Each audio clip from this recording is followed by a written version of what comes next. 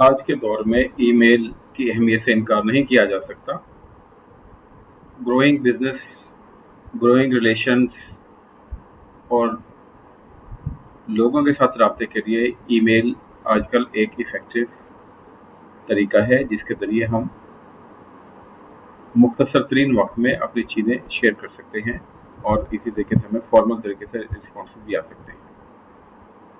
तो आज की इस वीडियो में हम देखने जा रहे हैं कि ईमेल क्या है, इसके कितने पार्ट्स हैं और इसको किस तरीके से हमें लिखना चाहिए। तो जो ही आप अपने ईमेल अकाउंट ओपन करने के बाद न्यू मैसेज में जाते हैं तो कुछ इस किस्म का बॉक्स आपको नज़र आता है जिसमें सबसे ऊपर लिखा होता है टू का मतलब ये है कि आप जिस शख्स को ईमेल भेज रहे हैं उसका ईमेल एड्रेस क्या है। सीसी कार्बन कॉपी, आप किसी सुपीरियर को बताना चाह रहे हैं, किसी और शख्स को बताना चाह रहे हैं अपने इस मैसेज के बारे में, तो आप यहाँ पे उस शख्स का ईमेल एड्रेस एंटर कर सकते हैं। बीसीसी का मतलब है ब्लाइंड कार्बन कॉपी। इसका मतलब ये है कि आप ऑर्गेनाइजेशन में किसी और शख्स को भी ईमेल भेज सकते हैं और उसको उस ईमेल के बारे में बता सकते हैं। और बीसीसी में आप जिसको एड्रेस करेंगे उसके बारे में टू और सीसी यानी कि पहले दो अशखास को इल्म नहीं होगा, सिर्फ आपको पता होगा और जिसको आप भेज रहे हैं बीसीसी ब्लाइंड कार्बन कॉपी में उसको पता होगा। सब्जेक्ट मुख्तसर सी एक लाइन होती है जिसमें आप मफहूम बताते हैं, request for an order, cancellation of an order, या आपकी डॉक्यूमेंट अटैच करके भेज रहे हैं, कोई भी चीज़ होती है तो आप उसको सब्जेक्ट में लिखेंगे और उसके बाद ईमेल इस एरिया में आप ईमेल लिखेंगे। Email just like a letter, लेकिन लेटर से ज़्यादा ये इनफॉर्मल मेथड है और शॉर्ट है, प्रिसाइज है।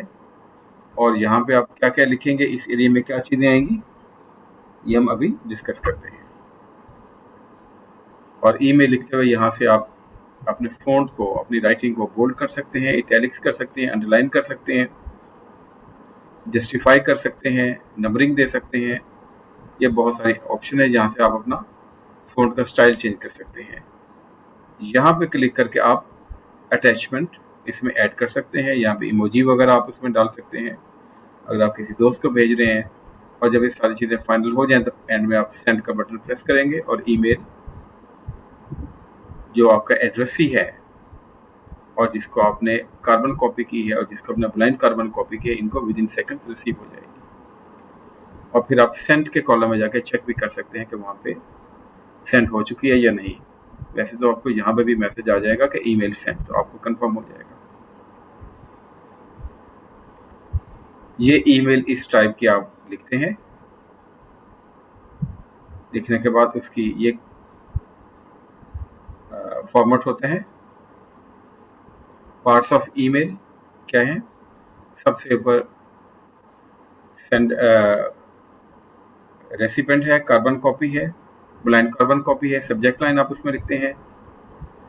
और सेंडर ऑटोमेटिकली जब आप अपने ईमेल से लॉग इन होते हैं तो ऑलरेडी आप सेंडर के तौर पे उसमें एंटर हो चुके होते हैं। सैल्यूटेशन है, ईमेल की बॉडी है, क्लोजिंग है और सिग्नेचर है और कुछ अटैचमेंट वगैरह अगर आप करना चाहते हैं तो। इसको मजीद क्लैरिटी के साथ देखते हैं। ईमेल के 8 मैक्सिमम पार्ट्स हैं। पहला सब्जेक्ट लाइन है, दूसरा सेंडर है, तीसरा रेसिपेंट है। रेसिपेंट में आप कार्बन कॉपी और ब्लाइंड कार्बन कॉपी। रिसीविंग के अलावा दो और अशखास को भी आप वही ईमेल का मैसेज भेज सकते हैं। ईमेल की जब आप बॉडी में जाएंगे तो आप सैल्यूटेशन उसमें ग्रीटिंग करेंगे depending on the nature of addressee के साथ आपकी रिलेशनशिप क्या है। उसके बाद आप अपना मैसेज लिखेंगे, क्लोज करेंगे, सिग्नेचर करेंगे, अगर अटैचमेंट तो अटैचमेंट आप उसमें ऐड करेंगे और फिर आप उसको सेंड कर देंगे। तो आइए देखते हैं कि इनमें क्या क्या चीज़ें आपको ध्यान में रखनी होती हैं।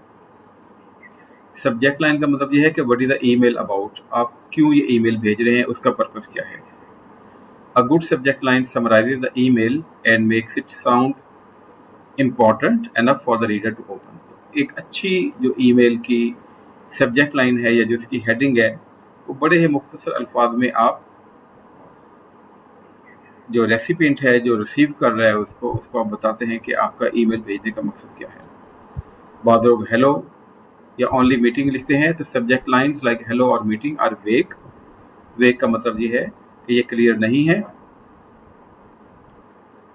And make it difficult to know what the email will be about. तो ईमेल की सब्जेक्ट लाइन पढ़ के तो जो रीडर है उसको आइडिया हो जाता है आप नीचे क्या लिखने जा रहे हैं। लेकिन अगर सिर्फ हेलो या मीटिंग ओनली लिखेंगे और मीटिंग का रेफरेंस नहीं देंगे और उसकी डेट वगैरह का नहीं बताएंगे या मीटिंग नंबर नहीं लिखेंगे, तो जाहिर है ये एक वेग होगी और ऐसे ईमेल को इफेक्टिव ईमेल कंसिडर नहीं किया जाता। सेंडर आप हैं। The email address of the person who send the message appears here. Sender वाले पोर्शन में आपके एड्रेस यहाँ पे ऑटो पे अपीयर होगा। रेसिपिएंट में क्या है कि आपका मैसेज, आपकी ईमेल किन को जा रही है, तो इसमें आप ईमेल एड्रेस लिखेंगे, carbon copy CC, people who receive the email for their own information but who are not expected to reply। 2 में आप उस शख्स को डालेंगे जिसने उस ईमेल का जवाब देना है आपको, और कार्बन कॉपी में आप उसके बॉस को डाल सकते हैं। और इसका मतलब ये होगा कि आप उसके बॉस को बता रहे हैं कि आपके सबऑर्डिनेट के साथ, आपके जूनियर के साथ, आपके स्टाफ के साथ मेरी खतों किताबत इस टॉपिक के हवाले से चल रही है, ताकि अगर आपको रिप्लाई नहीं है और बाद में आप बॉस के साथ कॉन्टेक्ट करते हैं जिसको आपने सीसी किया हुआ है, तो ऑलरेडी वो इन पिक्चर होगा।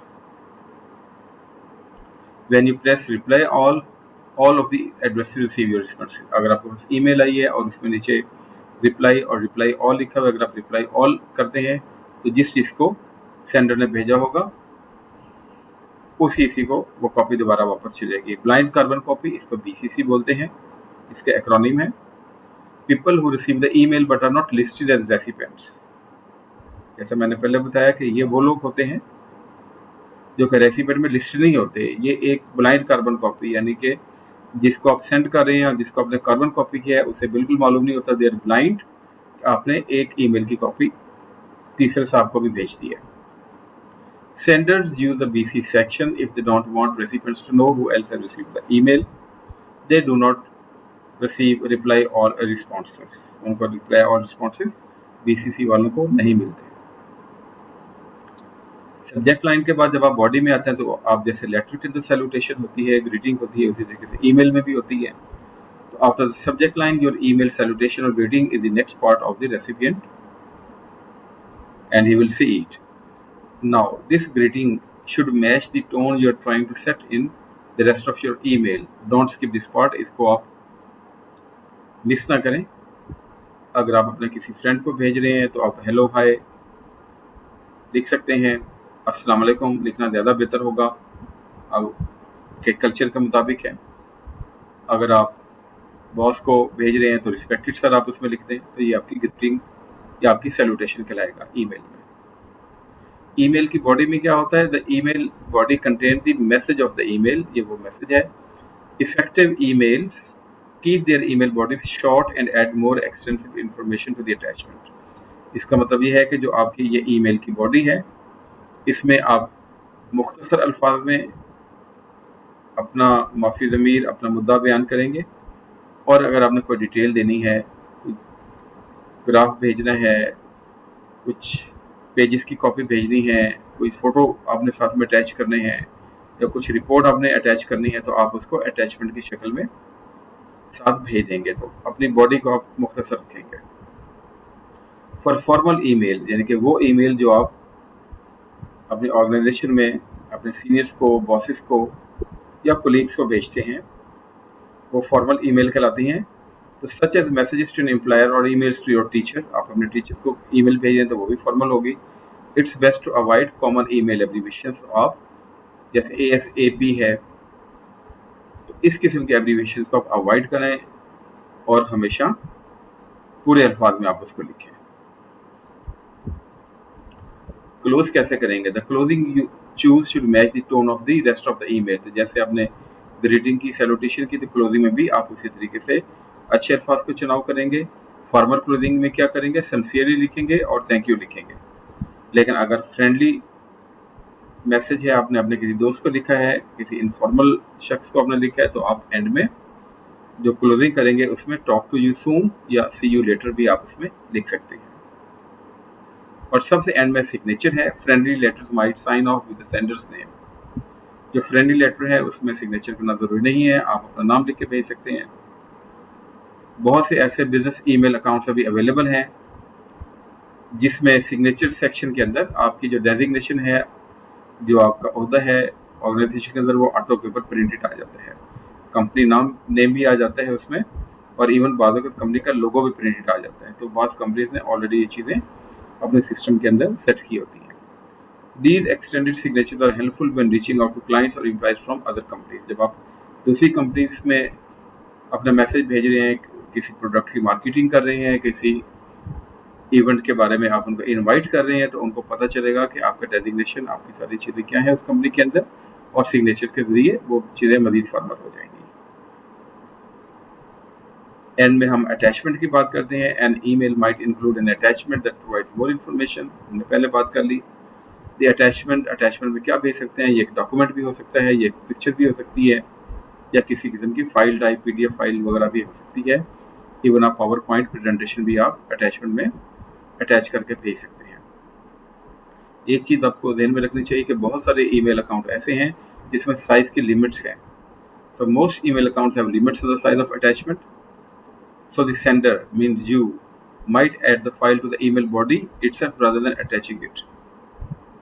आप ईमेल की बॉडी में वो फिर डिटेल डाल दें अगर आपकी वो डिटेल ज़्यादा हो रही है और फाइल का साइज बढ़ रहा है और वो अटैच नहीं हो पा रही, तो in that case. Otherwise generally आप अपनी ईमेल को मुख्तसर रखते हैं, सिंपल लैंग्वेज यूज़ करते हैं, सैल्यूटेशन और क्लोजिंग को आप मैच करते हैं, टू दी पॉइंट और रेलिवेंट लिखते हैं। इरेलीवेंट चीज़ें इसके अंदर नहीं आती, और अगर आपने कुछ एडिशनल चीज़ें देनी हो तो आप उसको अटैचमेंट के ज़रिए भेज देते हैं। तो उम्मीद है आपको आज की वीडियो पसंद आई होगी।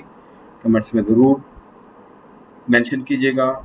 कुछ मज़ीद पूछना चाहें तो आप उसके बारे में भी अपने कमेंट सेक्शन में चीज़ें ऐड कर सकते हैं। Thank you very much.